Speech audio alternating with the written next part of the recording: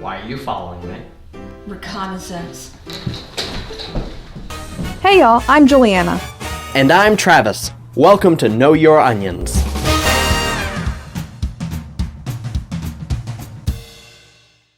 The year is 1923. Efforts by the federal government to gain control of the rampant violations of the National Prohibition Act are falling flat. What they desperately need is a big win, headline news that will show the average American that prohibition can and will be enforced.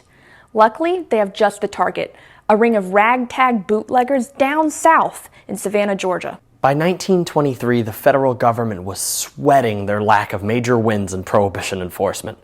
Nobody took this failure more to heart than the Assistant Attorney General of the United States, Mabel Walker Willebrandt.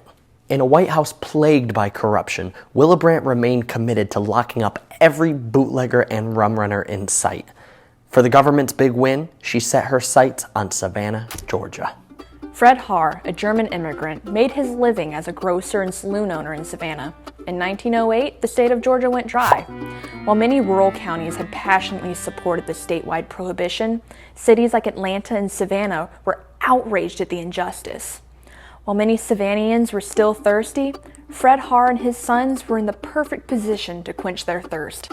Throughout statewide prohibition, Fred and his son Willie were arrested several times, but it was worth it for all the money they were making. By the time prohibition began in 1920, they were experts in smuggling. Using a fleet of ships, they'd sail down to the Caribbean or over to Europe and load up with legally purchased liquor. Then they'd sail back to the United States and anchor 3 miles offshore, just outside federal jurisdiction. Their boats used the latest motor technology, which made them faster and more agile than the Coast Guard's fleet. When they sped into the winding and narrow marsh rivers, there was no finding them. Once on land, the smuggled liquor would be disguised innocently as sacks of potatoes and tanks of oil and shipped across the country. The Harrs had connections in New York, Philadelphia, Cleveland, Texas, and beyond. The Harr's enterprise caught the attention of the federal government all the way up to Mabel Walker Willebrandt herself. As early as 1921, officials were investigating the amount of liquor flowing through Savannah. Attempts to arrest any of those involved fell flat. Anytime the government would send word to Savannah police that a raid was coming, it would be old news here by the time they arrived.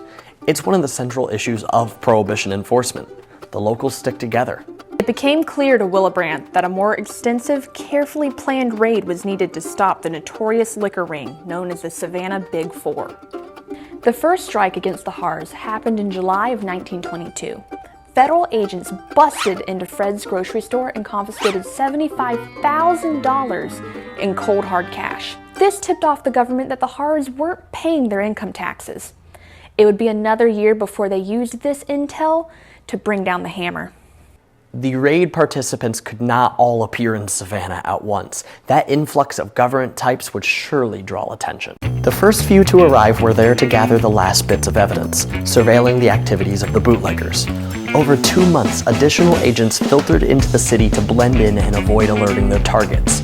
When it came time to start, there were 60 federal agents in Savannah, totally unknown to the Harrs, their associates, and the local police.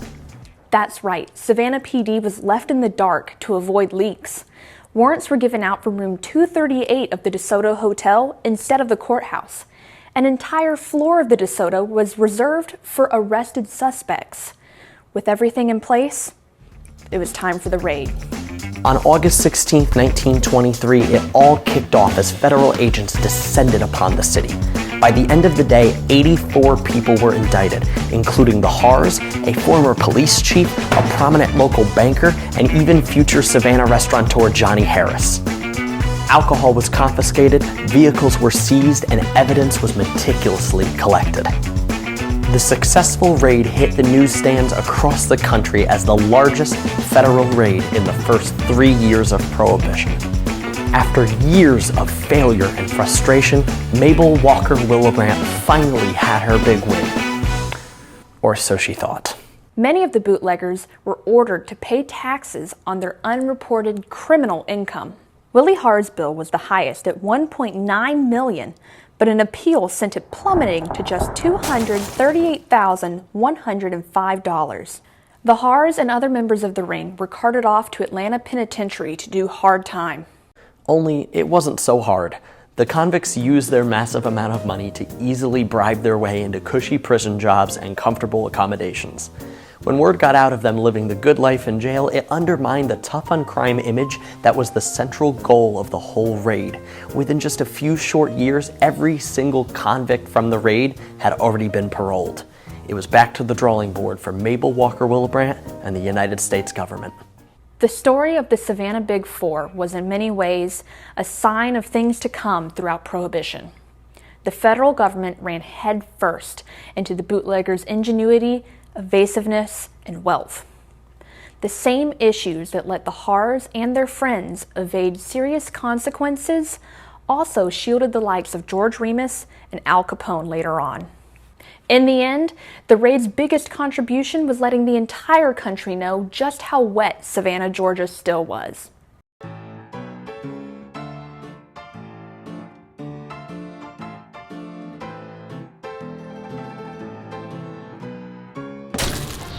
This is a raid.